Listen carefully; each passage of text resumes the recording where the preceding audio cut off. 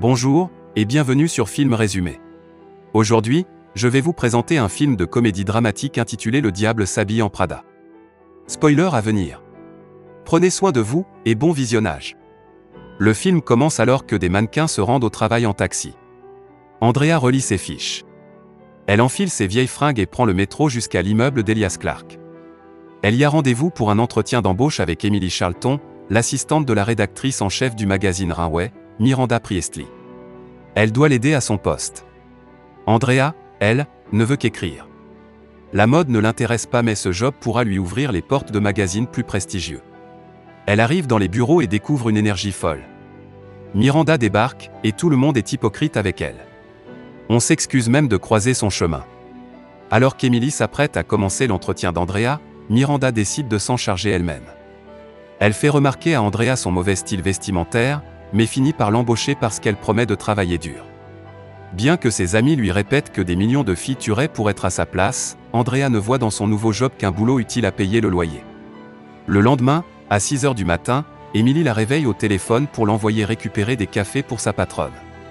Andrea arrive en retard, et Emily le lui reproche. Elle lui explique les tâches qu'on attend d'une seconde assistante, et insiste sur l'importance de la première. Emily aura le privilège d'escorter Miranda à Paris lors de la Fashion Week. Elle lui apporte déjà tous les soirs le book à son domicile, ce qui représente un honneur. Le book est la maquette du prochain numéro, modifié quotidiennement. Andrea commence alors difficilement son nouveau travail.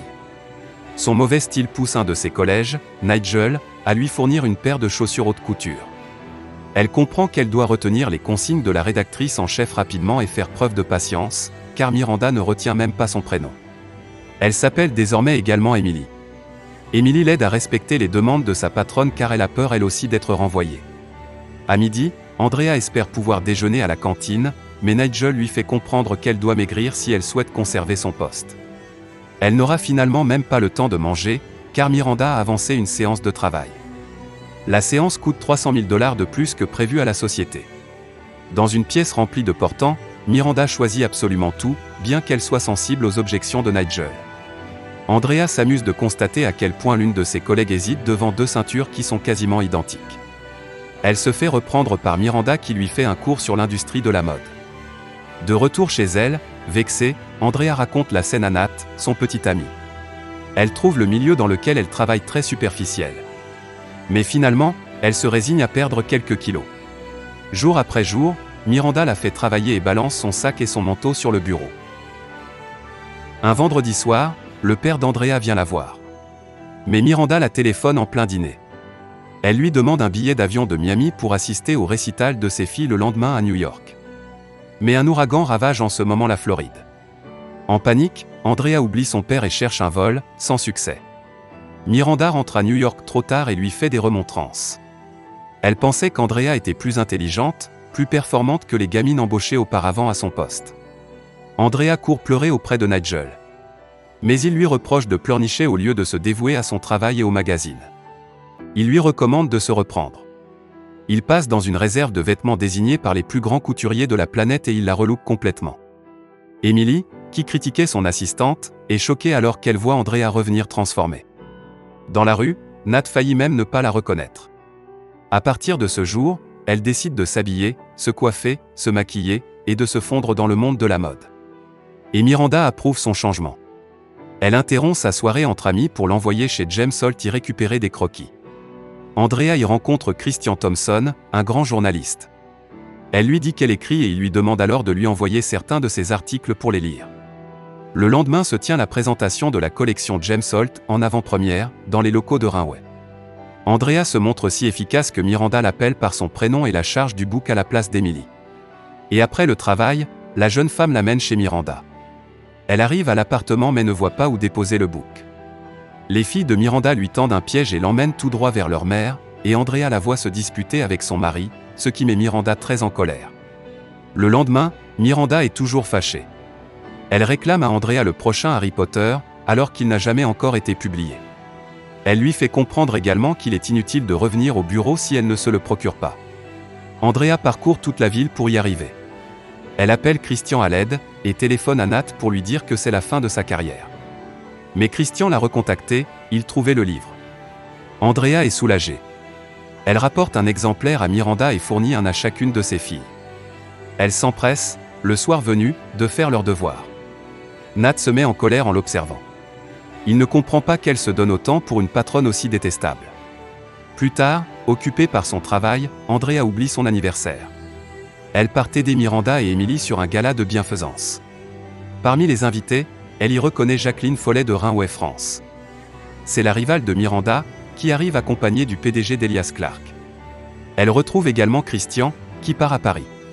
En rentrant à la maison, Nat est fâchée qu'elle l'ait oublié. Miranda lui demande alors de prendre la place d'Emily à Paris. Andrea commence par refuser mais Miranda lui promet qu'on ne l'embauchera plus dans aucun magazine si elle refuse. Elle cède, et devient la première assistante de Miranda. Miranda balance maintenant ses manteaux et sacs sur le bureau d'Emily. Cette dernière fait le tour de la ville à la recherche d'affaires pour Miranda et Andrea l'appelle pour lui annoncer la nouvelle. Emily se fait renverser par une voiture. Avant son départ pour la Fashion Week, Nat rompt avec Andrea. À Paris, Miranda l'introduit dans son univers luxueux. Elle lui fait même des confidences pendant un court instant de faiblesse. Elle va divorcer. Elle est censée également redonner sa liberté à Nigel qui part prendre le poste de directeur chez James Holt. Andrea commence à la trouver sympathique. Au cours d'une promenade avec Christian, elle se met même à la défendre. Elle finit par passer la nuit avec lui. Elle aperçoit au réveil une plaquette étranger de couverture du futur Runway par terre. Christian lui explique que le magazine va changer et que Jacqueline Follet va en prendre la tête. Andrea, révoltée, court prévenir Miranda. Mais elle ne parvient pas à lui dire. C'est alors que, durant une réception, Miranda annonce que la James Holt International sera présidée, non pas par Nigel qui devait prendre le poste, mais par Jacqueline Follet. Andrea est scotché, tout comme Christian. Nigel, lui, est déçu.